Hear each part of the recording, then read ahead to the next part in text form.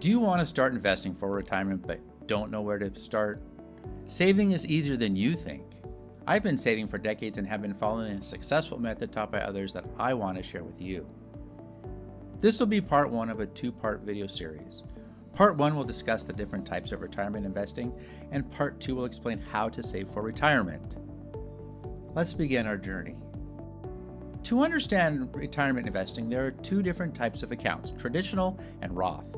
A traditional account is funded by pre-tax dollars from your earned income.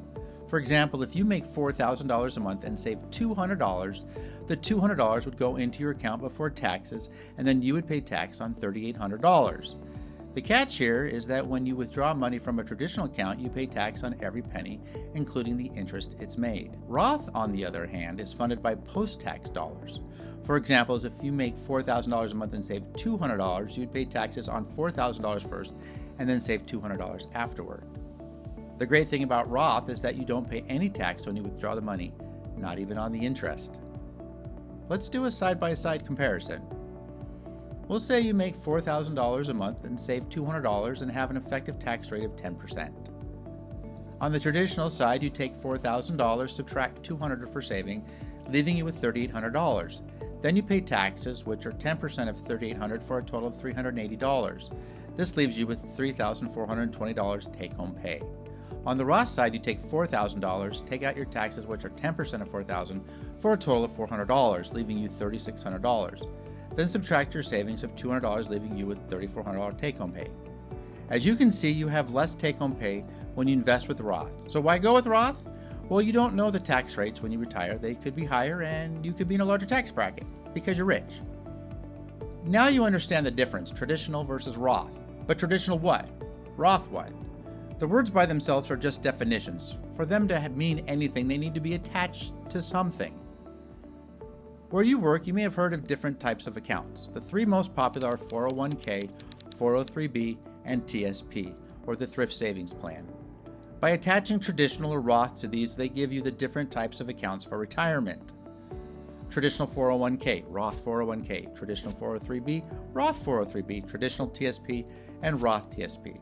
A Roth TSP is new to me. When I was in the service, the only option was traditional. There you go, the different types of retirement accounts your work offers. The other type of retirement investment is an IRA, or individual retirement account. This is an individual account you set up with a brokerage. You also have the option of a traditional or Roth IRA. Here's the difference. Your work may match your contribution up to a certain percent, like 5%. An IRA has limits of how much you can invest. For 2025, for those under 50, it's $7,000, and for those 50 and older, it's $8,000. The extra $1,000 is known as a catch-up contribution. These limits are important to know, and we will discuss them more in the next video. Quick side note, if you're enjoying this and learning something, please consider hitting the like and subscribe button. This will help my channel grow. Thank you. So how are you feeling? Is this making sense? Cool. Finally, you can invest your money into different types of accounts, also called vehicles. The two main ones we will discuss are mutual funds and stocks. Stocks are simple. When you invest in stocks, you're investing into a single company like Coca-Cola or Apple. When the company reports bad quarterly numbers, the stock may go down, and so does your investment. However, mutual funds are a collection of stocks, like 100 or so, that fall under one portfolio. So when you purchase share of mutual funds, you're buying small shares of every single stock in the portfolio. The neat part is some of the stocks may go down, but others may go up. In the next video, I will teach you important life-changing information on how much you should invest, the order of investing, and what to invest in. Adam Tinkers signing out.